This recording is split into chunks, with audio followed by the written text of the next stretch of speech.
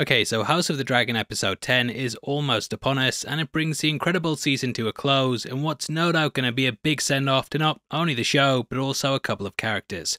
The trailer for it is now out, and throughout this video we're going to be breaking it down, talking about the events in the book, and also what point we think the season is going to end at. Because of this, there'll be some major spoilers, so if you don't want it ruined, then I'll recommend that you turn off now. The show doesn't adapt things 100%, but stuff is normally close enough that even talking about the book could burn it all down for you. So there's your warning, and huge thank you for clicking the video. Now let's get into the trailer. The Greens are coming for you, Rhaenyra. And for your children.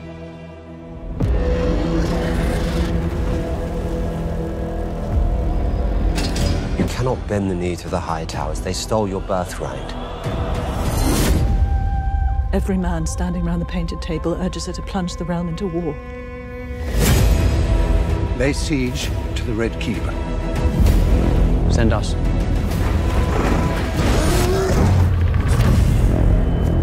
I swear to ward the Queen. Your cause owns a power that has not been seen since the days of old Valyria.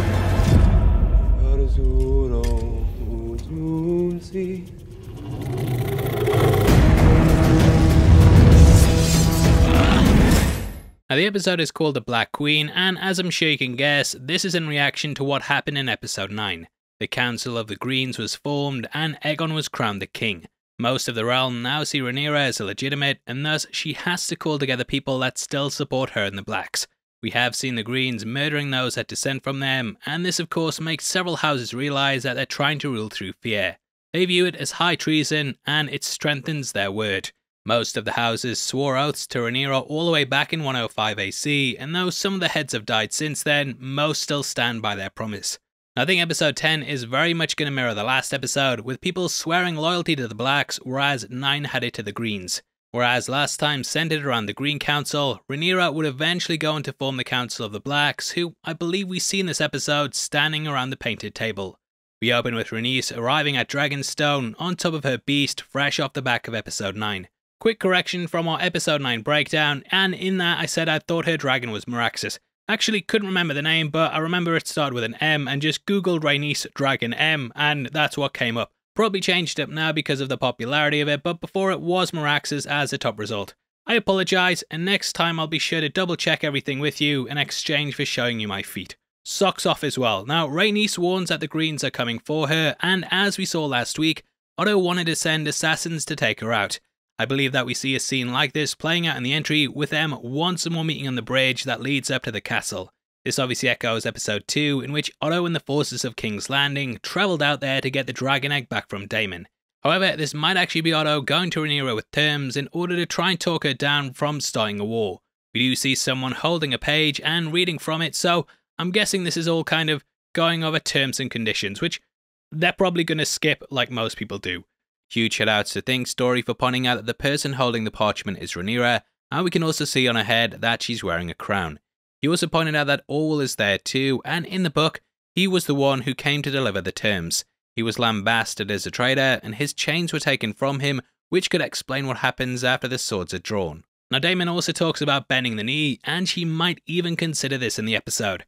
This would of course plunge the realm into war, and after the decades of peace that her father and grandfather brought, it is a risky move. Both Viserys and Jaehaerys were known for creating the most peaceful period in Westeros, and to go against this would in some ways undo all their hard work. Or at least that's how she might see it. I don't know mate, I wasn't invited to this or the She-Hulk's writer room.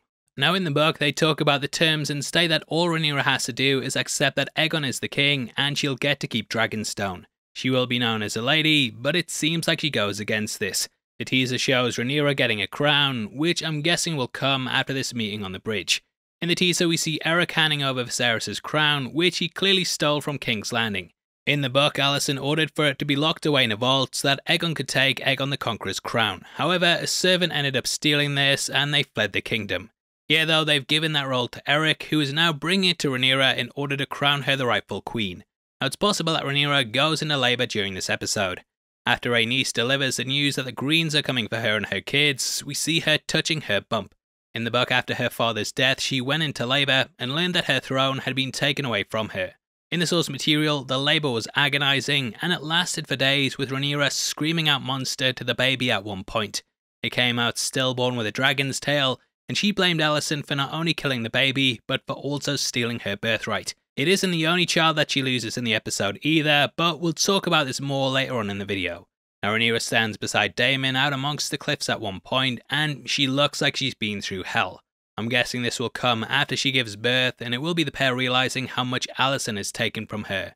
This plunged everything into all-out war, and I love the shot where we see the Council of the Blacks presiding over the table. The orange glow created by the paint is of course supposed to resemble fire, and it hints towards the flames that will rain down on the land during the Dance of the Dragons. This table was actually commissioned by Aegon I during his conquest, and it allowed him to see over all of Westeros so he could better plot and plan his takeover. Now whereas we spent all of episode 9 at King's Landing, it seems like we'll be spending the majority of 10 at Dragonstone. This is shown throughout the teaser, with us getting both day and night sequences around the castle. However, this trailer also confirms that we will be heading to Storm's End. At one point we see Viserys saying send us, and he stood beside his brother and fiancés.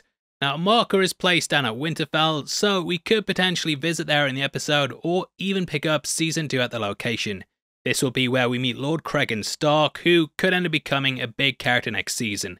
I pretty much view Winterfell as being the home of Game of Thrones. Yeah, that's right, King's Landing, and it would be so cool to open up season 2 there. Now in the work we learned that Alicent had sent out ravens to almost all the houses in the realm in order to try and rally support for her side. However, the more powerful places needed a personal touch, and thus she sent out Aemond to Storm's End in order to try and get them on her side. This is the same in the case of Rhaenyra, who ends up sending Lucerys out to Storm's End in order to broker a deal. The name is symbolic in a number of levels, as the big scene there takes place during a storm, so yeah, there's Storm, and the season ends there, so Storm's End. Anyway, and it could also refer to the final line from chapter 12. This discusses how after Viserys' death, the storm broke and the dragons danced. Larys also brought up how important it was in episode 9 before he was cut off by Alicent. He wanted to warn her that she'd see defeat without it, and now he's here to see defeat. Sorry, I did that joke last video, but it's a good one, and I'm gonna do it a lot. Anyway, back to Storm's End. Now this is teased first in the trailer by Aemond pulling off his eye patch. After it was taken at Driftmark, he ended up placing a sapphire stone in the wound, which he hid with an eye patch. This was at court so that people didn't wince, but now he's fully in it mode, so he unveils it to the world. Now in the book, Aemond arrives there first, and he promises his hand in marriage to one of Borros's daughters. This will unite the houses, secure Storm's End of the green side, and also make it so that Rhaenyra's side is outmatched. Lucerys arrives late, and due to him being betrothed to his cousin, friend, he can't marry any of Borros's daughters. Aemond at this point demands that he cuts out an eye, and he says that in exchange for this, that he'll let him live. Aemond goes to fight him, but Lord Borros says there'll be no blood shed under his roof. Lucerys then storms out, and he then leaves on the back of his dragon. Now at this point, one of Borros's daughters that Aemond didn't pick taunts him and says that Lucerys took his balls along with his eye. Aemond then went out in the storm, and on the back of Aegor, he tracked Lucerys through the sky. Though Lucerys' dragon was smaller and faster, the storm slowed him down, and thus Vhagar was able to catch up. Aemond killed him, and he ended up being known as the Kinslayer because of this. It seems like the series is changing up what happens during the fight, with it happening in the courtyard rather than in the night sky. Looks so good, and watching Vhagar's head slowly appearing over the wall lets you know it's on. Now it does appear like they might take to the sky, however, the way the part with Lucerys is presented makes me think it might be something else. I think it could be him leaving Dragonstone, though it might also be Storm's End. The book talks about how he's drenched when he arrives there, so potentially this shot is the start of his journey. Now these aren't the only dragons that appear in the episode either. Due to Rhaenyra's side being desperate, she needs more, and it seems like Daemon is going to Vermithor. This is the dragon that belonged to Jaehaerys I, and it's one of the oldest in the realm, only being second to Vhagar. Daemon appears to be singing to it in High Valyrian, and he promises that it will get a new rider. This comes in the form of Hugh Hammer, who's going to be a big character in the series. Now originally, the Targaryens and Valyrians wanted it to seem like only their bloodline could ride the beasts. This is because it made them appear like gods, and therefore their rule wouldn't be contested. They had to bring in other dragon riders to help, and this was suggested by Jaehaerys.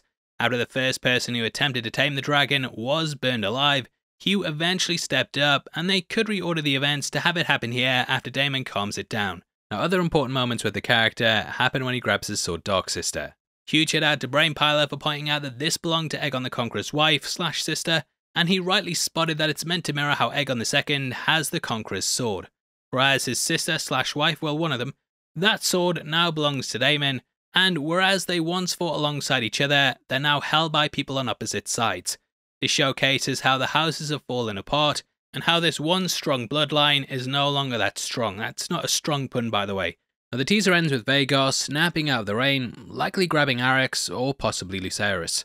I know I said they might just keep it at the courtyard, but this could end up happening in the sky, which would be a great way to end the battle. Anyway, that ends the trailer, and it looks like it's gonna be one hell of a finale. The death of Lucerys would be a crazy way to close things off, and it would deal a crushing blow to Rhaenyra. That's because the back half of the season has been all about protecting her children. This entire war was pretty much started because they were seen as illegitimate, and it would be an incredible way to end things with one of their deaths. That will be the end of the series, and I'm so sad to see it go. It's been an incredible 10 weeks, and hopefully we get an official announcement of the Jon Snow one, or something to tide us over to Season 2. Either way, that's the trailer, and obviously I'd love to hear your thoughts on it.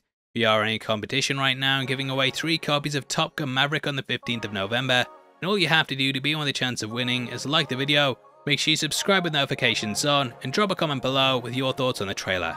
If you want something else to watch, make sure you check out our breakdown of episode 9, ignore the thing where I get the name wrong, and yeah, head over there right after this and give it a thumbs up please. Without the way, huge thank you for sticking till the end, hope to see you in the next one, and you have a great week mate. Take care of yourself, peace.